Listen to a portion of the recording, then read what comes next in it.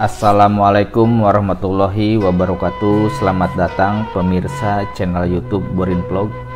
Di kesempatan ini saya ingin bercerita tentang legenda dari Jawa Barat, khususnya dari Ciamis, Jawa Barat, yakni Ciung Wanara. Bagaimana kisah legenda Ciung Wanara ini? Silakan disimak dongengnya. Pada zaman dahulu kala, di sebuah daerah di Jawa Barat, terdapat sebuah kerajaan yang bernama Kerajaan Galuh. Kerajaan Galuh dipimpin oleh seorang raja yang bijaksana. Raja tersebut bernama Raden Barma Wijaya Kusuma. Sang raja memiliki dua permaisuri. Permaisuri pertama bernama Nyimas Dewi Naganingrum dan yang kedua Nyimas Dewi Pangrenyep. Dalam waktu bersamaan, kedua permaisuri dalam keadaan mengandung. Suatu hari, permaisuri Nyimas Dewi Pangrenyep melahirkan terlebih dahulu. Ia melahirkan seorang bayi laki-laki yang sangat lucu dan tampan.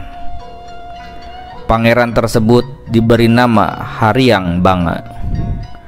Tidak lama kemudian, permaisuri Dewi Naganingrum juga melahirkan. Dewi Pangrenyep bergegas untuk membantunya. Akhirnya, Dewi Naganingrum melahirkan seorang bayi laki-laki yang tidak kalah lucu dan tampannya dari kakaknya. Di balik kesediaannya menolong persalinan Dewi Naganingrum, ternyata Dewi Pangrenyep tidak menyukai Dewi Naganingrum menjadi pesaingnya. Karena ia ingin menguasai kerajaan dan menjadikan putranya sebagai raja kelak. Ia melaksanakan niat jahatnya yang sudah ia susun agar sesuai dengan harapannya. Tanpa sepengetahuan siapapun, bayi laki-laki yang baru saja dilahirkan Dewi Naganingrum ditukar dengan seekor anak anjing. Bayi yang sebenarnya dimasukkan ke dalam sebuah keranjang. Dewi Pangrenyep meletakkan sebutir telur dan segera menghanyutkan bayi tersebut ke sebuah sungai. Di kerajaan terjadi sebuah kehebohan. Kabar yang sangat mengejutkan menggemparkan seluruh isi istana dan rakyat. Kenyataan ini menghancurkan harga diri sang raja. Bagaimana tidak? Permaisuri yang selama ini ia cintai sudah melahirkan seekor anak anjing. Dalam keadaan marah, raja segera memanggil penasehat raja yang bernama Ki Lengser. Ia memanggil Ki Lengser bukan untuk meminta sebuah nasihat, tapi memerintahkan Ki Lengser untuk segera menghukum mati Dewi Naganingrum dan membuang jenazahnya jauh-jauh. Raja memerintahkan Ki Lengser segera melakukan tugasnya. Dalam perjalanan, Ki Lengser berpikir untuk menyelamatkan Dewi Naganingrum tanpa sepengetahuan siapapun. Ki Lengser yakin kejadian yang menimpa Dewi Naganingrum adalah suatu kebohongan. Namun, ia tidak mempunyai bukti untuk membantu Dewi Naganingrum. Ki Lengser membawa Dewi Naganingrum masuk ke dalam hutan belantara. Ki Lengser membuatkan sebuah gubuk untuk tempat tinggal Dewi Naganingrum. Setelah gubuk itu selesai dibuatnya, dengan terpaksa Ki Lengser meninggalkan Naganingrum seorang diri. Sebelum ia pergi, ia pun berjanji akan mengunjunginya. Dewi Naganingrum sangat berharap suatu hari nanti ia dapat bertemu dengan putra kandungnya. Ia pun berharap dapat kembali ke istana dan hidup bahagia bersama keluarganya lagi. Ki Lengser pun segera kembali ke istana. Ia langsung menghadap raja dan melaporkan bahwa tugasnya untuk menghukum mati Dewi Naganingrum sudah dilaksanakan dengan baik. Untuk membuktikan bahwa ia sudah melaksanakan tugasnya, ia membasahi senjatanya dengan darah binatang buruan yang ia temui di dalam hutan. Sementara di suatu tempat yang lain, hiduplah sepasang suami istri yang sudah sangat tua.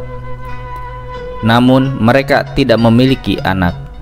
Suatu hari, mereka berdua pergi ke sebuah sungai untuk menangkap ikan. Tiba-tiba, mereka dikejutkan dengan sebuah keranjang besar berisi seorang bayi laki-laki yang sangat lucu dan tampan. Mereka sangat bahagia dan berpikir bahwa inilah jawaban dari doa-doa mereka selama ini. Sepasang suami istri tersebut sangat bersyukur. Satu butir telur ayam yang berada di samping bayi laki-laki tersebut disimpankan kepada seekor naga yang bernama Nagawiru yang berada di Gunung Padang. Naga tersebut bukanlah naga sembarangan. Ia adalah jelmaan seorang dewa dan sudah menjadi tugasnya untuk mengerami satu butir telur ayam tersebut. Suatu saat nanti, telur tersebut akan menetas menjadi seekor ayam jantan dan menjadi binatang kesayangan dari anak bayi yang ditemukan sepasang suami istri tersebut. Waktu pun berlalu tanpa terasa terus berjalan. Bayi laki-laki tersebut sekarang tumbuh menjadi remaja yang sangat tampan, cerdas, gagah, dan pemberani. Anak tersebut diberi nama Ciung Wanara. Aki dan Nini memberikan nama Ciung Wanara karena mereka melihat seekor monyet yang aneh. Monyet tersebut bernama Wanara. Kemudian mereka pun melihat seekor burung yang bernama Ciung. Akhirnya keduanya bersepakat bahwa nama dari kedua binatang tersebut dijadikan sebagai nama anaknya. Ciung Wanara tumbuh menjadi pemuda yang sangat tampan. Suatu hari, ia ingin sekali pergi ke Galuh untuk mengembara. Pada awalnya, Aki dan Nini tidak mengizinkannya. Akan tetapi, anaknya terus memaksa. Sebelum ia berangkat ke kerajaan Galuh, ia bertanya siapa ayah dan ibu kandungnya. Pada awalnya, Aki dan Nini tidak mau menceritakan kebenarannya. Namun, Ciung Wanara terus bertanya. Aki menjelaskan bahwa ayah kandungnya adalah seorang raja dari kerajaan Galuh dan ibunya diasingkan di dalam hutan belantara. Mendengar penjelasan tersebut, akhirnya Ciung Wanara berangkat ke kerajaan Galuh dengan membawa ayam jantan kesayangannya. Setibanya di kerajaan Galuh, ia bertemu dengan dua orang patih yang bernama Purawesi dan Puragading. Kedua patih tersebut tertarik dengan Ciung Wanara karena ia membawa seekor ayam jantan. Kedua patih tersebut menghampiri dan mengajaknya untuk beradu ayam. Ciung Wanara menerima tantangan dari kedua patih tersebut. Pertandingan sabung ayam dilakukan di tengah alun-alun kota Galuh. Akhirnya, nasib baik selalu berpihak kepada Ciung Wanara. Ayam jantan kesayangannya menang dalam pertandingan. Kemenangan Ciung Wanara tersebut langsung tersebar ke kerajaan. Kemenangan itu terdengar oleh sang raja bahwa ada seorang pemuda tampan memiliki seekor ayam jantan yang sangat tangguh. Akhirnya, takdir mempertemukan ayah dan anak yang sudah dipisahkan oleh perbuatan Dewi Pangrenyep. Ciung Wanara datang ke istana untuk bertemu dengan raja.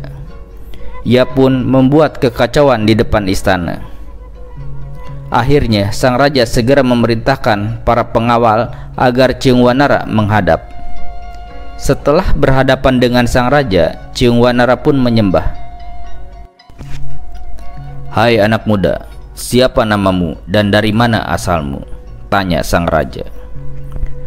"Nama hamba Ciung Wanara, putra dari Aki dan Nini Balang Terang dari desa Geger Sunten," jawab Ciung Wanara dengan lantang. "Apa maksud kedatanganmu kemari, nak?" tanya sang raja. "Begini tuanku, hamba mempunyai seekor ayam yang aneh. Induknya mengandung selama setahun, sarangnya sebuah kandaga. Lebih aneh lagi, sebelum menetas telur ini pernah hanyut di sungai," kata Ciung Wanara. Raja teringat pada naga ningrum yang mengandung selama setahun. Sedangkan Dewi Pangrenyep sudah mengira bahwa yang sekarang berada di hadapannya adalah putra dari Naganingrum. Kedatangannya hendak membalas dendam. "Kau berniat untuk menyambung ayam dengan milikku? Apa taruhannya?" tanya Raja Galuh. "Jika ayam hamba yang kalah, hamba bersedia menyerahkan nyawa hamba. Tapi sebaliknya, jika ayam Baginda yang kalah, maka hamba mohon diberi separuh kerajaan Galuh Pakuan ini," kata Ciung Wanara. Karena Raja Galuh Pakuan merasa yakin bahwa ayam jagonya akan menang, taruhan Ciung Wanara disetujui. Baginda segera membawa ayamnya ke halaman dan diikuti oleh Ciung Wanara. Pertandingan sabung ayam pun berlangsung dengan seru. Awalnya, ayam jantan milik Ciung Wanara lah yang menunjukkan kekalahan. Namun, tiba-tiba ayam tersebut kembali segar dan kuat kembali. Akhirnya, dengan mudah ayam milik sang raja kalah terdesak. Ciung Wanara kembali memenangkan pertandingan sabung ayam. Sesuai dengan perjanjian yang telah disetujui, Ciung Wanara mendapat negeri sebelah barat, sedangkan sebelah timur diberikan kepada Haryang Banga yang merupakan kakak dari Ciung Wanara. Masing-masing bergelar Prabu. Akhirnya semua rasa tentang Ciung Wanara terungkap dan segala kejahatan yang dilakukan Dewi Pangrenyep terbongkar dengan sendirinya. Ki Lengser pun menceritakan bahwa ibu kandung Ciung Wanara masih hidup dan diasingkan di sebuah hutan. Ciung Wanara sangat bahagia dan segera menjemput ibunya serta kedua orang tua angkatnya. Sementara itu, hati Dewi Pangrenyep mulai ketar-ketir setelah mengetahui kalau Ciung Wanara adalah anak bayi yang dibuangnya dulu. Hingga akhirnya kegelisahan dan kekhawatirannya itu pun segera terjawab dan terwujud. Prabu Ciung Wanara setelah tahu apa yang telah dilakukan oleh Dewi Pangrenyep terhadap ibunda dan dirinya sendiri, segera membentuk pasukan khusus untuk menangkap Dewi Pangrenyep. Tanpa menemui kesulitan yang berarti, Dewi Pangrenyep segera tertangkap dan dijebloskan ke dalam penjara istana untuk membayar segala kejahatan dan kekejiannya. Raden Haryang Banga sangat terkejut ketika mengetahui kalau ibunda tercintanya telah ditangkap oleh tentara Prabu Ciung Wanara dan dijebloskan ke dalam penjara.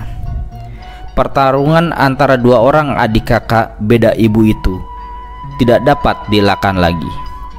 Pertarungan sengit terus terjadi dan Raden Haryang Banga harus berlaku kesatria. Dia kalah terdesak oleh adiknya Ciung Wanara.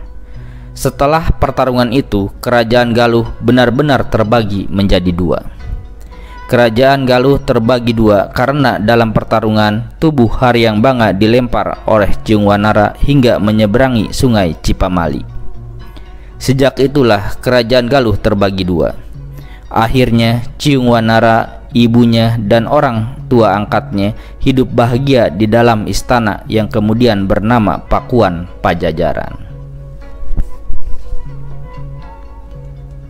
Nah, seperti itu ya cerita legenda Ciung Wanara yang merupakan juga sejarah akhir dari kerajaan Galuh dan awal dari kerajaan Pajajaran, yang mana memang dalam sejarahnya Pajajaran berawal dari kerajaan Galuh. Terlepas dari benar tidaknya dongeng ini merupakan cerita rakyat yang sudah sangat berkembang khususnya di Jawa Barat dan dikenal luas di Indonesia. Mudah-mudahan ada manfaat dari cerita ini untuk kita semua. Kurang lebihnya mohon dimaafkan. Untuk pemirsa channel Borin Vlog, silakan simak dongeng-dongeng legenda lainnya yang ada di channel Borin Vlog ini. Terima kasih. Assalamualaikum warahmatullahi wabarakatuh.